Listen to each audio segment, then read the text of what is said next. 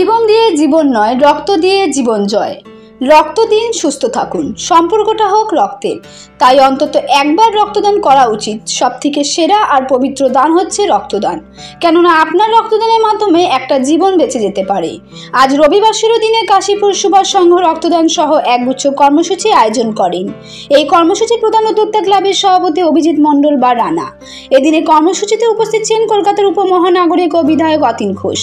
এছাড়া উপস্থিত ছিলেন স্থানীয় পৌরপিতা কার্তিক চন্দ্র মান্না, পৌরপিতা রামকৃষ্ণ পাল, পৌরপিতা অমর পাল, পৌরমাতা ডালিয়া মুখার্জি, যুবনেতা সৌম্য বক্সি, প্রিয়দর্শিনী ঘোষ বাওয়া, শেখ ইস্তিয়াক হিরো, আনোয়ার খান সহ অন্যান্যরা। এদিন প্রায় ৬০০টি কম্বল বিতরণ ও বিনামূল্যে স্বাস্থ্য পরীক্ষা শিবিরের আয়োজন করা হয় এবং কয়েকশো মানুষ স্বাস্থ্য পরীক্ষা করেন।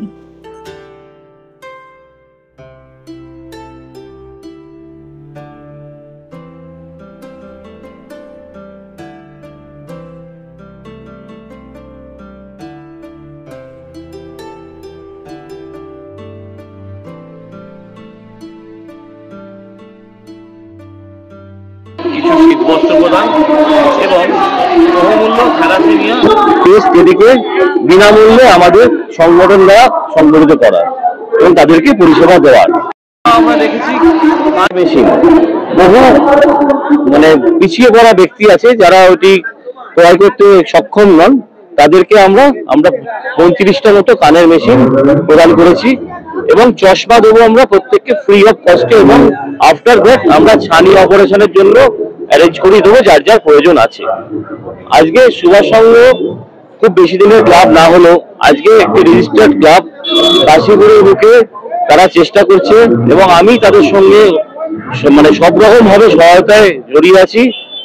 চেষ্টা করছি আগামী দিনে মানুষকে যাতে পরিষেবাগুলো দেওয়া যায়, এবং আমি একজন নিজে সক্রিয় রাজনৈতিক কর্মী হিসেবে বলতে পারি আমাদের নেত্রী মমতা ব্যানার্জির অনুপ্রাণিত হয়ে আমরা সবাই মানুষকে, দিদি যেরকম এতগুলো প্রকল্প মানুষকে দিচ্ছেন, মানুষের ঘরে পৌঁছে দিচ্ছেন, যেগুলো মানুষের প্রাপ্য, মানুষ আগে যেগুলো থেকে বঞ্চিত হয়েছিল সেইগুলোকে যেমন দিদি পৌঁছে দিচ্ছে, আমরাও চাইছি যে মানুষকে আমরা সেই পরিষেবাগুলো দিতে। তাই চাই আগামী দিনে কাশীপুর সুভাষ সংঘ, আমি ওদেরকে সঙ্গে আছি, থাকবো, তাদেরকে আরো উচ্চ শিখরে নিয়ে চাই। এবারে আমাদের দ্বিতীয় বর্ষে এত আমরা সাড়া পেয়েছি, এত মানুষের, এত রক্তদাতার মানুষ আমাদের কাছে আসছে সারা বছর যে আমাদের অনুষ্ঠানটি কবে হবে জানার জন্য। তারা আগ্রহ বসে থাকে যে আমরা কবে তাদের পাশে থাকবো, এবং আমরা সারা বছরই থাকি কিছু না কিছু প্রোগ্রাম নিয়ে। প্রথম কথা হচ্ছে এরকম একটা অনুষ্ঠান 1 নম্বর ওয়ার্ডে যে হচ্ছে, এটা অনেক বড় কথা, এবং রানাদা আমাদের তৃণমূল কংগ্রেসের পরিবারের একজন সদস্য বলেই এত সুন্দর একটা চিন্তা ভাবনা তার মাথাতে এসেছে। এবং শুধু ব্লাড ডোনেশন ক্যাম্প না, নানা রকম স্বাস্থ্য পরীক্ষা শিবির চলছে এবং কলমল উপহার দেওয়া হচ্ছে। খুব ভীষণ ভালো লাগছে এই ধরনের একটা অনুষ্ঠানে আসতে পেরে, এবং এই অনুষ্ঠানের সর্বাঙ্গীন সাফল্য কামনা করি। সবাই ভালো থাকুক, সুস্থ থাকুক। আজকে এই দিয়ে আমি পঞ্চম রক্তদান শিবিরে এলাম, আর সবই আমাদের দলের কর্মীরা করছে, কিন্তু সবসময় আমরা দল সামনে রাখি না। আমরা সবসময় মানবিকভাবে মানুষকে সামনে রেখে যে অনুষ্ঠানগুলো করি সেটা হলো রক্তদান শিবির। আজকে রানা যে অনুষ্ঠান করেছে সেই অনুষ্ঠানে আরো ভ্যারাইটি আছে। কানের মেশিনের মতো মেশিন মানুষকে সম্পূর্ণ বিনামূল্যে দিচ্ছে, এবং তার সাথে থ্যালাসেমিয়া টেস্ট, বিভিন্ন যে সমস্ত পরিকল্পনাগুলো দিয়েছে সেটা নিশ্চিতভাবে আমাদের কাছে বিরাট বড় উপকারী এবং সাধারণ মানুষের কাছে উপকারী। আমরা সবসময় সাধারণ মানুষের জন্য কাজ করি, এটাই আমাদের নেত্রীর সবচেয়ে বেশি আদর্শ, এবং নেত্রী বরাবরই একই কাজ করে এসছেন, বরাবর নির্বিশেষে সব লোকের জন্য কাজ করেছে।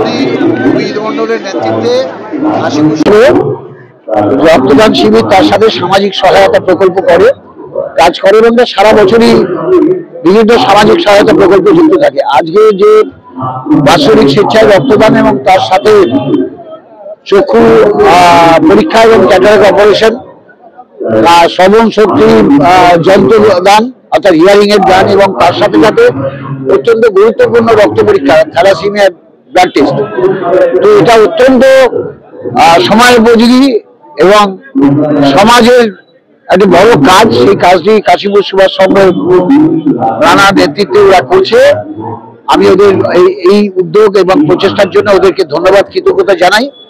কারণ সমাজকর্মী হিসেবে সরকার সরকারের কাজ করবেন, কিন্তু পাশাপাশি ক্লাব সংগঠন, গণ সংগঠন, এনজিও যারা আছে, নন গভর্নমেন্ট অর্গানাইজেশন, তাহলে আমাদের মতো ভারতবর্ষের মতো আর্থসামাজিক পরিবেশে মানুষের কল্যাণ হবে। মানুষের কল্যাণটাই একজন সমাজকর্মীর মূল লক্ষ্য। সেই কাজটি ওরা করছে, আমি ওদেরকে অনেক অনেক বছরই হয়, প্রতি বছর আসি, এবছরে এসেছি। অভিজিৎ মণ্ডল, রানা খুব আন্তরিকতার সাথে এই মহতী উদ্যোগ আয়োজন করে।